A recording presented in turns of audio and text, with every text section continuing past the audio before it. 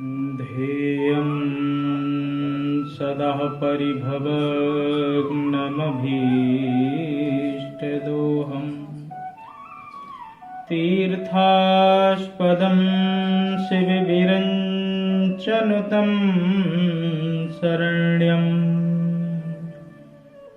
भृत्यार्तिहं प्रणतपावभवाब्निपोतम् वन्दे महापुरुषते चरणारविन्दम् वंशी विभूषितकरा नवनीरदाभा पीताम्बरादरुणबिम्बफलाधरोष्ठा पूर्णेन्दुसुन्दरमुखादरविन्दनेत्रा कृष्णात् परं किमपि तत्त्वमहं न जाने। नारायणं नमस्कृत्यं नरं चैव नरोत्तमं देवीं सरस्वतीं व्यासं ततो जयमुदीरयेत्। आये हनुमंत विराजिए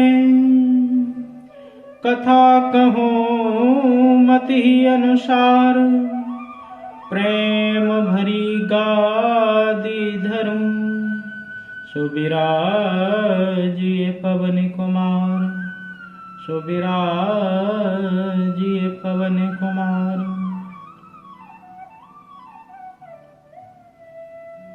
बोल कृष्ण कन्हैया लाल की जय। अम्बे मैया की जय। जगदम्बे माता की जय।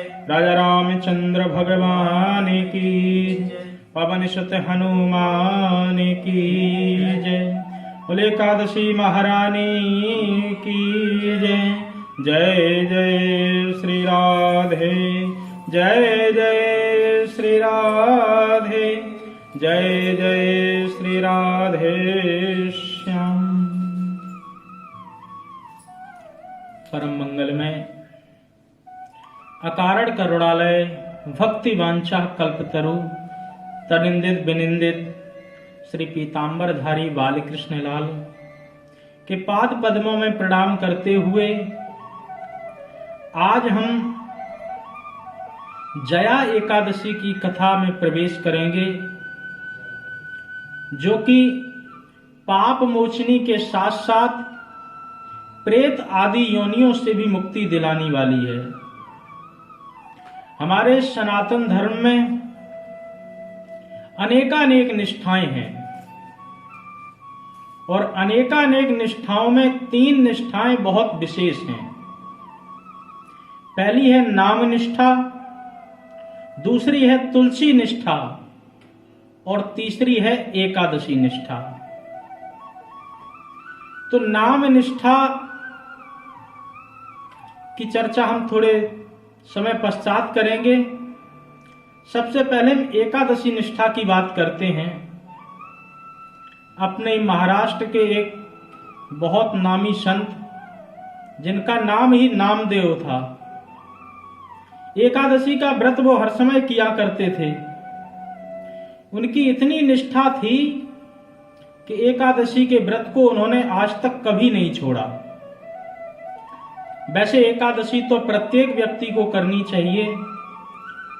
केवल 5 साल का बालक और 90 साल के वृद्ध को छोड़ करके प्रत्येक व्यक्ति को एकादशी का पालन करना ही करना चाहिए, सबके लिए अनिवार्य है।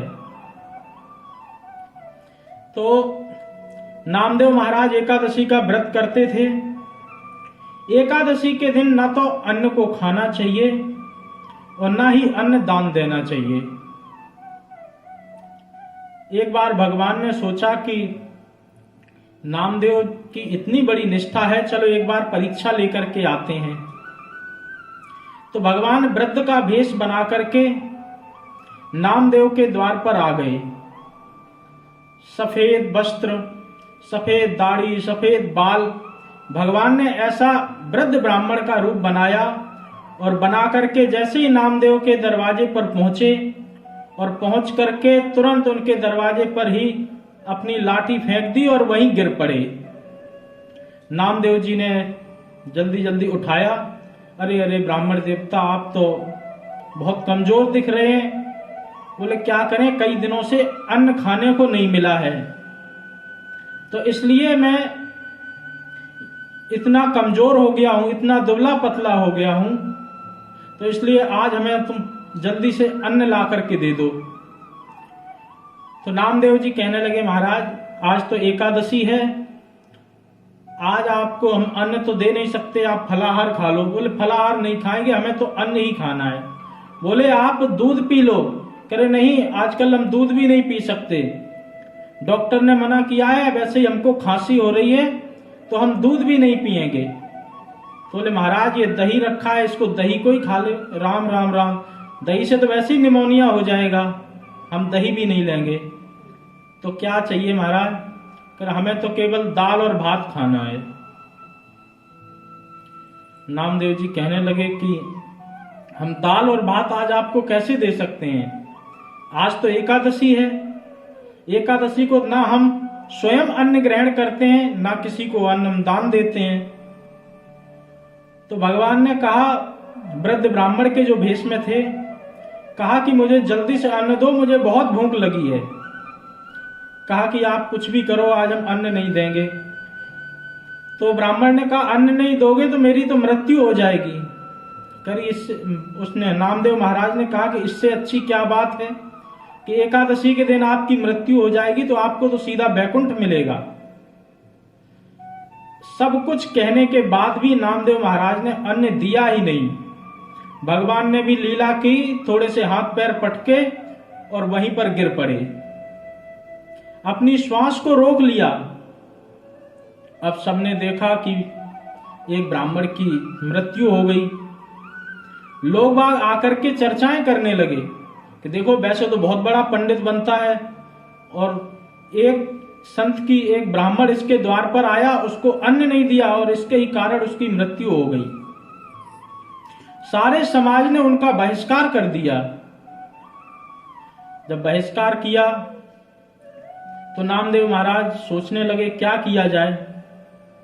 तो अपने पत्नी और पुत्र के साथ बैठ करके मंत्रणा की कि हमारे द्वारा ये पाप हुआ है, हम ब्राह्मण ने हमारे माध्यम से ही अपने प्राण त्यागे हैं, तो हमको भी ब्रह्म हत्या लगी ही गई है। अब इस ब्रह्म हत्या लगे हुए शरीर से ना तो अब हम कोई पुण्य कर्म कर सकते हैं, ना ही एकादशी का व्रत रख सकते हैं। तो क्या करना चाहिए?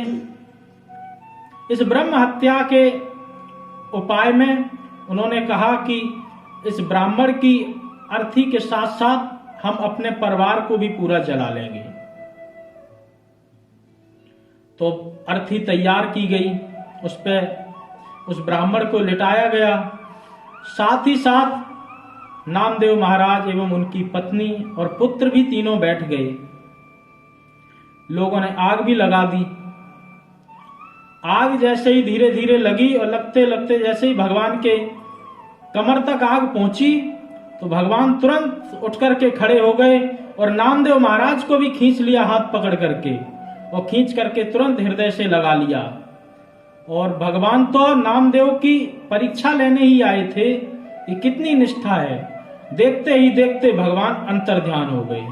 बोल भक्त वत्सल भगवान की जय। सब लोगों ने जब ये साक्षात देखा और देख करके पूछा कि वो वृद्ध ब्राह्मण कहाँ गए, तब नामदेव महाराज ने कहा वो वृद्ध ब्राह्मण नहीं थे, वो अपने ही पंडरीक महाराज थे, जो पंडरीक भगवान की वो नित्य प्रति पूजा करते थे। वही पंडरीक भगवान हमारी परीक्षा लेने के लिए आए थे। तो एकादशी की निष्ठा ऐसी होनी चाहिए।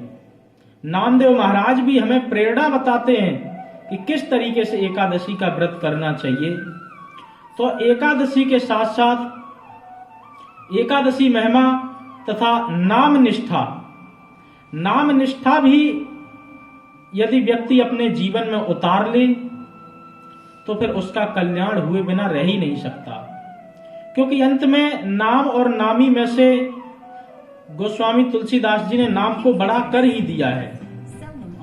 नाम की जितनी महिमा कही जाए उतनी कम है, क्योंकि नामी से भी नाम श्रेष्ठ होता है। एक कथा आती है श्रीमद् भागवत महापुराण में अजामिलोपाख्यान के रूप में।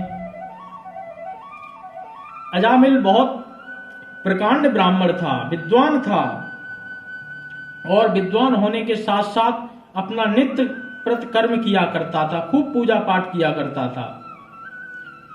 और एक दिन जंगल में लकड़ी लेने के लिए गया और जाते ही उसकी नजर एक वेश्या पर पड़ गई। इतना मोहित हुआ कि घर द्वार छोड़ करके उसके साथ ही चला गया। जब घर द्वार छोड़ करके चला गया तो जाने के बाद उस वेश्या से उसके 10 पुत्र हुए, और सबसे छोटे वाले पुत्र का संतों के कहने पर उसने नारायण नाम रख लिया। अब उसमें इतनी प्रीति हो गई उसके बेटे के साथ में, हर बात पे बोलता है बेटा नारायण, कोई भी बात हो तो बेटा नारायण ये करो, बेटा नारायण वो करो। अंत समय जब इसका आया तो देखे काले काले यमदूत बड़े बड़े अपना पास लेकर के आए, तो ये डर करके एकदम चिल्ला करके बोला बेटा नारायण बचाओ। जब इतनी जोर से चिल्लाया तो वहीं भगवान के पार्षद भी घूम रहे थे। भगवान के पार्षदों के कान में आवाज पड़ी, तो आवाज पड़ते ही वो तुरंत आकर के यमदूतों की पास को काट दिया और अजामिल को बचा लिया। अब जो यमराज के जो यमदूत थे वो कहने लगे अरे तुम 4-4 हाथ वाले ये चमकीले चमकीले कहां से आ गए हो? तो उन्होंने कहा कि पहले तुम बताओ, तुम काले कलूटे तुम कहां से आए हो? कहा कि हम यमदूत हैं, यमराज ने हमें भेजा है। जो पापी इस पृथ्वी लोक पर अपना शरीर त्यागता है तो मैं उन्हें लेने के लिए आता हूं। तो बोले हम भी भगवान के पार्षद हैं, जो अंत समय में भगवान का नाम लेता है हम उन्हें लेने के लिए आते हैं।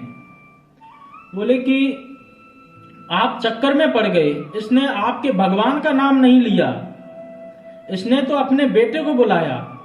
कर ये सब हम नहीं जानते। भगवान के दूतों ने कहा कि इसके बेटे का नाम तो अभी 4-6 दिन से है, हमारे प्रभु का नाम तो अनादिकाल से है।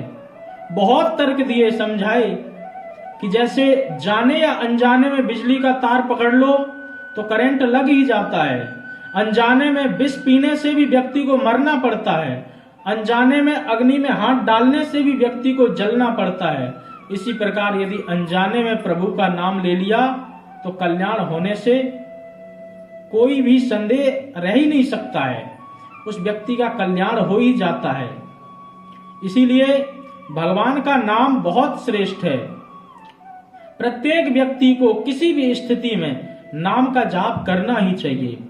भाय को भाय अनख आलसहूं, नाम जपते मंगल दिस दसहूं। कहो कहाँ लग नाम बड़ाई, राम न सकहि नाम गुण गाई।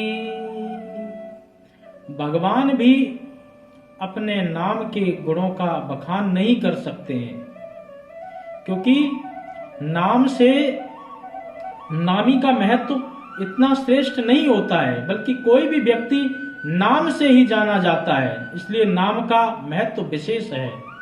भगवान का एक बार अनजाने में भी नाम ले लिया तो व्यक्ति का कल्याण हुए रह ही नहीं सकता है।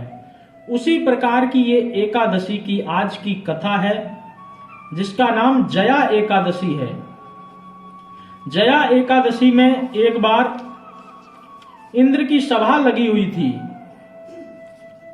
और वहां पर माल्यवान एवं गंधर्व की कन्या पुष्पवती दोनों आए हुए थे।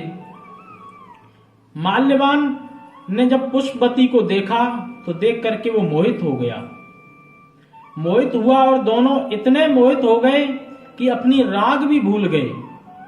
तो जब राग भूलते हुए इंद्र ने देखा तो इंद्र के उसमें व्यवधान पड़ गया। इंद्र सोचने लगे कि ये तो उचित नहीं है, माता सरस्वती जी का ये अपमान है, क्योंकि ये भी एक संगीत भी एक तरीके की साधना है।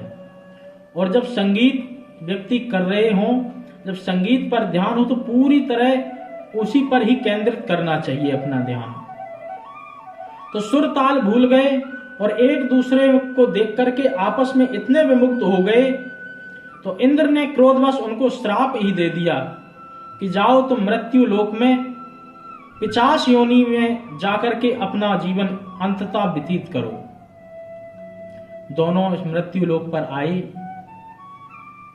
आकर के पिशाच के ही रूप में अपना जीवन हिमालय पर व्यतीत करने लगे और आपस में यही सोचने लगे कि ऐसा मैंने क्या किया पूर्व जन्म में जो हमें इतना भयंकर दंड भुगतने को मिल रहा है। क्योंकि सब कुछ पूर्व निर्धारित ही होता है। कोई 3 प्रकार के कर्म होते हैं, संचित, क्रियमाण और प्रारब्ध। जो अभी हम कर्म कर रहे हैं वो क्रियमाण कर्म में आते हैं। जिनका हम अभी फल भोग रहे हैं वो हमारे संचित कर्म हैं, उनके वजह से ही आज हम प्रारब्ध के रूप में फल भोग रहे हैं। इसलिए संचित, क्रियमाण और प्रारब्ध सबसे उचित तो ये है कि यदि अपना कोई भी व्यक्ति प्रारब्ध अच्छा बनाना चाहता है तो सबसे पहले अपने विचारों को बस में रखे। वही विचार आगे चल के उसकी वाणी बनते हैं। अपने वाणी को बस में रखो, वही आगे चल के उसका क्रिया बनती है। अपने क्रियमाण कर्मों को बस में रखो, वही चल करके उसका प्रारब्ध बनता, उसका भाग्य बनता है। इसीलिए प्रत्येक व्यक्ति को संयमित रूप से ही इन सब बातों का ध्यान रखना चाहिए। तो आपस में सोचने लगे कि मैंने ऐसा क्या किया जो इतना मुझे भयंकर दंड भोगने को मिल रहा है। विचार करते करते एक पीपल के वृक्ष के नीचे दोनों रहने लगे। बहुत ठंडी ठंडी हवा चल रही थी। दोनों के तन पर कोई वस्त्र नहीं थे, निर्वस्त्र वो ठंड से बहुत ही कष्ट भोग रहे थे। और कष्ट भोगने के बाद न तो उनको वहां पर कुछ खाने को मिल रहा था, न कुछ पीने को मिल रहा था। चुपचाप आकर के वो एक पीपल के वृक्ष के नीचे बैठ गए। पीपल के वृक्ष के नीचे बैठे बैठे यही विचार करते रहे। विचार करते करते बहुत समय बीत गया। बहुत समय बीतने के बाद में ये माघ मास के कृष्ण पक्ष की जो एकादशी आई, इस एकादशी में उन्होंने कुछ भी नहीं खाया, कुछ भी नहीं पिया। तो ये अनजाने में ही उनका ये व्रत हो गया और इस व्रत के प्रभाव से उन दोनों की मुक्ति हो गई और वो वैकुंठ लोक में दोबारा पहुंच गए। जब वैकुंठ लोक में इंद्र ने उनको देखा तो देखते ही अचंभित हो गए और पूछने लगे कि ऐसा तुमने कौन सा व्रत अनुष्ठान किया जिसके प्रभाव से आज तुम इतना दिव्य रूप लेकर के आए हो। तो कहने लगे, उन्होंने अपनी सारी कथा बताई कि एक पीपल के वृक्ष के नीचे किस प्रकार हमने अपना पूरा जीवन व्यतीत किया और जीवन व्यतीत करने के बाद में अनजाने में मुझसे ये व्रत हो गया और इस व्रत के प्रभाव से आज मुझे इस दिव्य शरीर प्राप्त हुआ। तो जो भी व्यक्ति इस एकादशी के व्रत को करता है या श्रवण करता है तो सुनने मात्र से भी उसके सारे पाप भस्म हो जाते हैं। और जो इस व्रत का विधिवत रूप से पालन करता है तो पालन करने के बाद में उस व्यक्ति का जीवन धन्य होता है और वो प्रेत आदि योनियों को कभी भी प्राप्त नहीं होता है, उसकी मुक्ति हो जाती है। भगवान श्री कृष्ण के द्वारा ये युधिष्ठिर जी को एकादशी का व्रत बताया गया। तो युधिष्ठिर जी को भगवान बताते हैं कि किस प्रकार से अनेकानेक जप तप दान आदि करने से भी कितना बड़ा ये विशेष महत्व है एकादशी का। संगीत भी एक प्रकार की साधना है। यदि संगीत को कर रहे हैं तो पूरी तरह विधिवत ध्यान होना चाहिए, और ध्यान होने के साथ साथ प्रत्येक व्यक्ति को गुरुजनों के पास में कैसे बैठना है, क्या शिष्टाचार है। यदि शिष्टाचार पूरी तरह पालन नहीं किया तो फिर वो गुरुजनों के कोप का भाजक होना ही होना पड़ता है। इसलिए संतों के पास जाएं तो बहुत ही संयम रूप से बैठें। मंदिर में आए तो यहाँ भी बहुत भी संयम रूप से बैठ करके मन में यही विचार करें कि मनसा वाचा कर्मणा किसी भी प्रकार से मुझसे पाप ना हो। यही मन में विचार करके व्यक्ति अपने जीवन को सफल कर सकता है। तो इस एकादशी का महात्म इस प्रकार से भगवान ने युधिष्ठिर जी को बताया, और बता करके कहा कि इस एकादशी के व्रत से ब्रह्म हत्या के साथ साथ पिशाच प्रेत योनियों से भी मुक्ति मिल जाती है। अन्य बहुत सारे साधन हैं, परंतु एकादशी का सबसे सरल साधन है। साधन तो बहुत हैं। श्रीमद् भागवत महापुराण भी एक साधन है, जो कहते हैं कि जीते जी नहीं, यदि मरने के बाद भी यदि किसी ने एक बार इसका रसपान कर लिया तो भी उसके मुक्ति में कोई संदेह नहीं है। गोकर्ण धुंधकारी की कथा आती है कि किस प्रकार से वो ब्राह्मण होने के बाद भी उसने अपना जीवन पूरा नष्ट कर दिया। गोकर्ण पंडितो ज्ञानी धुंधकारी महाखला, महाधूर्त हो गया धुंधकारी। गलत विचार उसके मन में आने लगे और गलत कर्मों में भी प्रवृत्त हो गया। प्रवृत्त होने के बाद धीरे धीरे उसने ऐसे दुष्कर्म किए कि उनके पापों के परिणाम से वो भयंकर प्रेत बना। अंत में श्री गोकर्ण जी महाराज के द्वारा श्रीमद् भागवत महापुराण का रसपान कराने के बाद उस व्यक्ति की, उस प्रेत आत्मा की मुक्ति हो ही गई। अनेकानेक साधन हैं हमारे इस सनातन धर्म में, अनेकानेक ग्रंथ हैं जो व्यक्ति के कल्याण में बिल्कुल संदेह नहीं रखते हैं। उसका यदि कल्याण उनको करना है तो वो निश्चित रूप से कर ही देते हैं। तो इसी प्रकार से ये एकादशी का महात्म भी है, जो व्यक्ति का कल्याण किए बिना व्यक्ति को निश्चिंत रूप से बिना कुछ किए ही उसका कल्याण स्वतः ही कर देती है। इसीलिए ऐसे एकादशी व्रत को प्रत्येक व्यक्ति को ये व्रत करना चाहिए, और व्रत का पालन करने के बाद में पूरी तरह निष्ठा पूर्वक व्रत करे। अन्न का दान नहीं करना चाहिए। अनेक दान कहे हैं, फलों का दान करे। तिल वाली एकादशी आती, उस दिन तिल का दान करे। अनेकानेक दान होते हैं एकादशी में। बिना दान के एकादशी का महत्व सफल होता ही नहीं है। तो इसलिए एकादशी जब भी आए आप निश्चिंत रूप से एकादशी का व्रत श्रवण करें, और व्रत श्रवण के साथ साथ अपने जीवन को भी कृतार्थ करें, क्योंकि भाग्योदयेन बहुजन्म समर्जितेन सत्संगमं च लभते पुरुषो यदा वै। जब व्यक्ति के अनेकानेक जन्मों के भाग्य उदय होते हैं, पुण्य उदय होते हैं, तब उसका मन भगवत चर्चाओं में या सत्संग में लगता है। नहीं तो पूरा ऐसे धीरे धीरे समय निकलता तो जा ही रहा है। तुलसी पिछले पाप सो हरि चर्चा न सुहाए, जैसे ज्वर के जोर से भोजन की रुचि जाए। जब व्यक्ति को विशेष बुखार होता है तो उसके भोजन की रुचि भी चली जाती है। इसी प्रकार से जब व्यक्ति के जीवन में अनेकानेक पाप उदय होते हैं तो उसका भगवत चिंतन में बिल्कुल ध्यान नहीं लगता है, बिल्कुल मन नहीं लगता है, और भगवान का चिंतन किए बिना ही उसका जीवन सारा ऐसे ही व्यर्थ चला जाता है। ये जीवन हमें जो मिला है ये प्रभु की उपासना के लिए ही मिला है। अन्य 84 लाख योनियां हैं, प्रत्येक योनि में वासना विद्यमान है, परंतु यदि दूसरी योनियां चाहें कि मैं भगवान का भजन करके, भगवान का चिंतन करके अपना जीवन सफल कर लूं या अपने इस जीवन से मोक्ष पा करके उस योनि को प्राप्त कर लूं जिससे मोक्ष सरल होता है, तो ऐसा अन्य किसी योनि को नहीं दिया गया है। ये तो केवल मनुष्य को ही, मनुष्य मात्र को ही ऐसा विशेष भगवान के द्वारा गिफ्ट ही दिया गया है।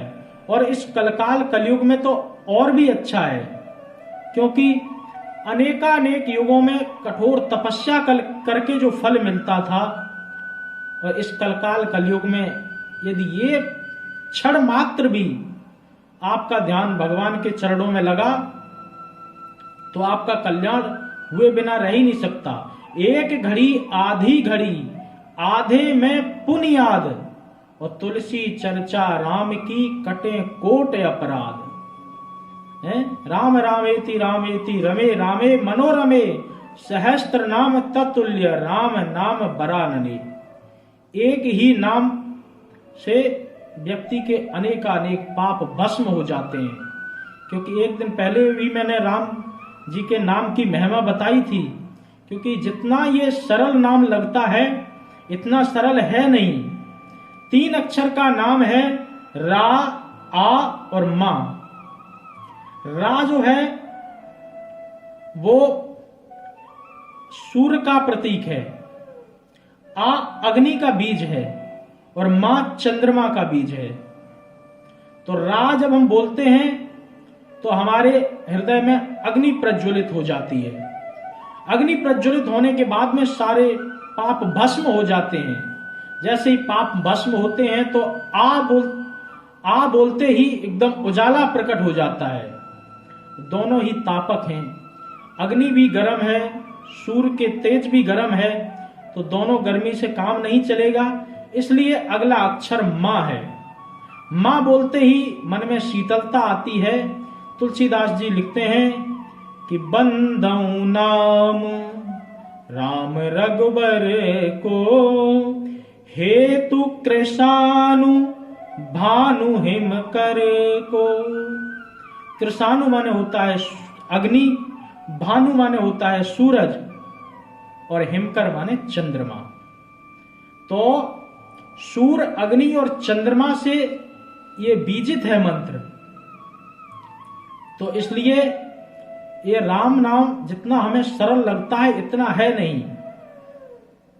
तो राम नाम की महिमा व्यक्ति को पता होनी चाहिए, और उसके साथ साथ में तभी राम नाम जाप का उसको विशेष फल मिलता है। तो भगवान का नाम तो पापों को मोक्ष करने वाला ही है। बहुत सारे उपाय हैं, क्या किया जाए क्या न, अनेकानेक शास्त्र पढ़े हैं, और व्यक्ति को यही पता नहीं कि, क्योंकि इसमें कंफ्यूजन ज्यादा है हमारे शास्त्रों में, कि अन्य सारे जो धर्म हैं उनमें एक शास्त्र है, किसी का बाइबल है, किसी का कुरान है, किसी का कुछ है। हमारे यहाँ तो अनेकानेक 18 तो सिर्फ पुराण ही पुराण है, उसके बाद में इनके उप पुराण हैं, उसके बाद में भी अनेकानेक हैं। ये धर्म जो है ना, हमारा सनातन धर्म अनेकानेक शास्त्रों से भरा हुआ है। उसके बाद भी कोई भी शास्त्र ऐसा नहीं है कि जिसको हम झुठला सकें। ये ऋषि मुनियों ने घास फूस खा करके, अनेकानेक व्रत रख करके हमारे कल्याण के लिए ही ऐसे उपाय तैयार किए हैं, ताकि व्यक्ति अपना कल्याण कर सके। इसीलिए कोई भी शास्त्र हो, यदि एक शास्त्र को पकड़ करके व्यक्ति चलेगा तो उसका निश्चिंत रूप से कल्याण हो जाएगा। क्योंकि हमारे प्रत्येक शास्त्र में जो यथार्थ गूढ़ रहस्य है वो अन्य कहीं नहीं मिलेगा, अन्य किसी भी शास्त्र में नहीं मिल सकता है। इसीलिए हम अपने किसी भी शास्त्र की अवहेलना नहीं कर सकते हैं। किसी भी शास्त्र को ये नहीं कह सकते हैं कि ये छोटा है, ये बड़ा है, इसमें ये है, उसमें वो है। प्रत्येक रास्ते सब हैं, चाहे आप इधर से जाओ चाहे उधर से जाओ, भक्ति करने के विशेष अगर देखा जाए तो दो मार्ग हैं, एक ज्ञान मार्ग है और एक भक्ति का मार्ग है। ज्ञान का मार्ग है, बड़े बड़े योगी मुनि तपस्वी जो हैं वो ज्ञान का मार्ग लेकर के अपने कल्याण की ओर जाते हैं, तपस्या करते हैं। तपस्या करने के बाद में वो विचार करते हैं कि हमारा ये मार्ग सही है कि नहीं, और कई बार इस मार्ग पे चलते चलते उन्हें अपमान भी हो जाता है। तो ज्ञान का मार्ग ऐसे समझो कि ये बंदर के बच्चे की समान है, क्योंकि ये बंदर का बच्चा इधर से उधर छलांग मारता है, इस पेड़ से उस पे, और पहुंच जाता है अपने गंतव्य स्थान पर, लेकिन हाथ छूटने का डर उसका रहता ही रहता है। और भक्ति का मार्ग बिल्ली के बच्चे के समान है। जैसे बिल्ली का जो बच्चा होता है वो अपने आप को पूरी तरह बिल्ली पर ही समर्पित कर देता है। तो जो बिल्ली के दांत दूसरे को चीर फाड़ सकते हैं, वो ही बिल्ली के दांत उस बच्चे को ऐसे उठा करके ले जाते हैं, उसमें तनिक मात्र भी खरोंच नहीं आती। तो इसी प्रकार जो भक्ति योग वाले हैं वो भगवान को अपना हाथ ऐसे ही पकड़ा देते हैं कि प्रभु अब आप जानो और आपका काम जाने, दीन बंधु दीनानाथ और मेरी डोरी तेरे हाथ। तो भगवान के हाथ में समर्पित कर देते हैं अपना सर्वस्व। अब सौंप दिया इस जीवन का सब भार तुम्हारे हाथों में। अब कुछ भी करो, यह जीत तुम्हारे हाथों में और हार तुम्हारे हाथों में, सब कुछ आपके ऊपर ही है। परंतु ज्ञानी में अंतर इतना सा होता है कि ज्ञानी स्वयं उस जगह पहुंचने का प्रयत्न करता है, और भक्त पराधीन अपने आप को समझता है। वो कहता है प्रभु हमने तो सब कुछ आप पर ही न्यौछावर कर दिया है, अब आप जाने और आपका काम जाने। तो दोनों मार्गों से व्यक्ति के जीवन को जो है कल्याण प्राप्त हो सकता है, मोक्ष प्राप्त हो सकता है, परंतु भक्ति का मार्ग विशेष सरल है। भगवान गीता में उपदेश दे ही रहे थे अर्जुन को, कह रहे थे कि ध्यानेनात्मनि पश्यन्ति केचिद आत्मनामात्मना अन्ये सांख्येन योगेन कर्म योगेन चापरे। कोई मुझे भक्ति योग से, कोई ज्ञान योग से, कोई कर्म योग से भजता है, मुझको प्राप्त कर ही लेता है किसी न किसी योग से। अर्जुन के मन में संदेह हुआ कि प्रभु जो न भक्ति योग न ज्ञान योग, जो कुछ भी नहीं जानते, उनका कल्याण कैसे हो। तो दूसरे ही श्लोक में उन्होंने उत्तर दिया भगवान ने, और उत्तर देते हुए कहते हैं श्रुत्वा मेव मजानन्ता श्रुत्वा नेभ्या उपासते तेपि चाति तरन्तेव मृत्यु श्रुति परायणा। जो न ध्यान योग जानते, न कर्म योग जानते, न भक्ति योग, जो कुछ भी नहीं जानते हैं, वो भगवान के सुंदर सुंदर चरित्रों को सुन करके, सुंदर सुंदर भगवान के दृश्यों को देख करके एवं भगवान के संकीर्तनों को सुन करके भी मृत्यु श्रुति परायणा, इस जीवन से अपना कल्याण कर ही सकते हैं। ये भव सागर है, इसको सागर की उपमा दी गई है, क्योंकि जैसे सागर के पास में खड़े हो जाओ तो सागर का सिर्फ एक ही छोर दिखता है, दूसरा दिखता ही नहीं है। इसी प्रकार से ये भव सागर है, इसमें भी केवल एक ही छोर दिखता है, जन्म का। मृत्यु का किसी को पता नहीं कब होनी है कब नहीं, लेकिन इसी प्रकार से ये भव सागर है। तो भव सागर में भी भगवान के नाम के अलावा कोई चारा है ही नहीं। संत ग्रंथ सब जगत के ढूंढ निकाले सार, हरि का नाम जहाज है जो आवे भव पार।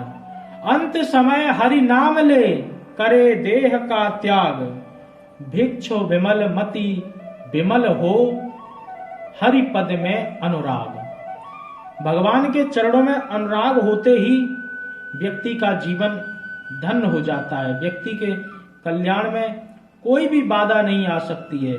प्रत्येक व्यक्ति को भगवान के चरणों का आश्रय लेना ही चाहिए, चाहे आपको कामना हो या ना हो। अकामा सर्व कामोवा मोक्ष काम उदार दी तीव्रेण भक्ति योगेण। कोई भी आपको जीवन में कामना हो या ना हो, प्रत्येक व्यक्ति को अपना कल्याण करने के लिए और भगवान के नाम में जो आनंद है वो अन्य संसार में कहीं नहीं मिलता है।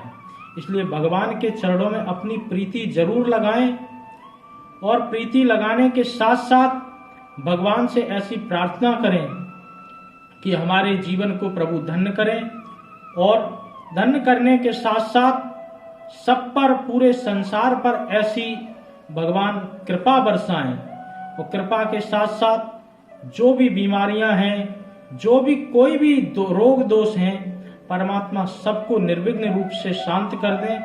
और इन्हीं शब्दों के साथ आज की कथा का यही विश्राम देते हैं। अगली एकादशी को फिर विधिवत रूप से कथा होगी। आप सब बड़ी से बड़ी संख्या में आएं और अपने जीवन को धन्य करें। बोल बांके बिहारी लाल की जय। एकादशी महारानी की जय।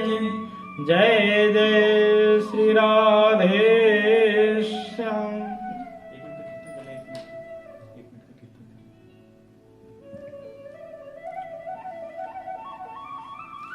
श्री कृष्ण गोविंद हरे मुरारी, हे नाथ नारायण वासुदेवा। श्री कृष्ण गोविंद हरे मुरारी, हे नाथ नारायण वासुदेवा। हे नाथ नारायण वासुदेवा। हे नाथ नारायण वासुदेवा। श्री कृष्ण गोविंद हरे मुरारी, हे नाथ नारायण वासुदेवा। श्री कृष्ण गोविंद हरे मुरारी, हे नाथ नारायण वासुदेवा। हे नाथ नारायण वासुदेवा। हे नाथ नारायण वासुदेवा। श्री कृष्ण गोविंद हरे मुरारी, हे नाथ नारायण वासुदेवा। श्री कृष्ण गोविंद हरे मुरारी, हे नाथ नारायण वासुदेवा। हे नाथ नारायण वासुदेवा। हे नाथ नारायण वासुदेवा। श्री कृष्ण गोविंद हरे मुरारी, हे नाथ नारायण वासुदेवा। हे नाथ नारायण वासुदेवा। एक भजन करते हैं। चलो आप सब भक्त लोग अपने मन को श्रीधाम वृंदावन में लेकर के चलें, क्योंकि जहां पर अनेकानेक भक्तों को सिद्धि के साथ साथ में मन की शांति भी वहीं आती है। तो आइए आज हम सब एक भजन के माध्यम से श्री धाम वृंदावन को याद करें। राधे राधे राधे राधे गाते रहना। राधे राधे राधे राधे गाते रहना। जल्दी जल्दी वृंदावन आते रहना। जल्दी जल्दी वृंदावन आते रहना। राधे राधे राधे राधे गाते रहना। राधे राधे गाते रहना। जल्दी जल्दी वृंदावन आते जल्दी वृंदावन ओ वृंदावनी आके तेरे भाग्य खुल जाएंगे, वृंदावनी आके तेरे भाग्य खुल जाएंगे, यमुना नहा के सारे पाप धुल जाएंगे, यमुना नहा के सारे पाप धुल जाएंगे, वृंदावनी आके तेरे भाग्य खुल जाएंगे, यमुना नहा के सारे पाप धुल जाएंगे, यमुना नहा के सारे पाप धुल जाएंगे। बार बार यमुना नहाते रहना, बार बार यमुना नहाते रहना, जल्दी जल्दी वृंदावन आते रहना, जल्दी जल्दी वृंदावन आते रहना। ओ राधे राधे राधे राधे गाते रहना, ओ राधे राधे राधे राधे गाते रहना, जल्दी जल्दी वृंदावन आते रहना। चैन भी मिलेगा, आराम भी मिलेगा, चैन भी मिलेगा, आराम भी मिलेगा, राधा की कृपा से तुम्हें श्याम भी मिलेगा, राधा की कृपा से तुम्हें श्याम भी मिलेगा। दोनों को हृदय बसाते रहना, दोनों को हृदय बसाते रहना, जल्दी जल्दी वृंदावन आते रहना। राधे राधे राधे राधे गाते रहना, जल्दी जल्दी वृंदावन आते रहना। वृंदावन एक बार जो आ जाएगा, वृंदावन एक बार जो आ जाएगा, दिल बार बार फिर आना ही चाहेगा, दिल बार बार फिर आना ही चाहेगा। वृंदावन की परिक्रमा लगाते रहना, वृंदावन की परिक्रमा लगाते रहना, जल्दी जल्दी वृंदावन आते रहना, जल्दी जल्दी वृंदावन आते रहना। ओ राधे राधे राधे राधे गाते रहना, ओ राधे राधे राधे राधे गाते रहना, जल्दी जल्दी वृंदावन आते रहना, जल्दी जल्दी वृंदावन आते रहना, जल्दी जल्दी वृंदावन आते रहना। बोल वृंदावन बिहारी लाल की जय।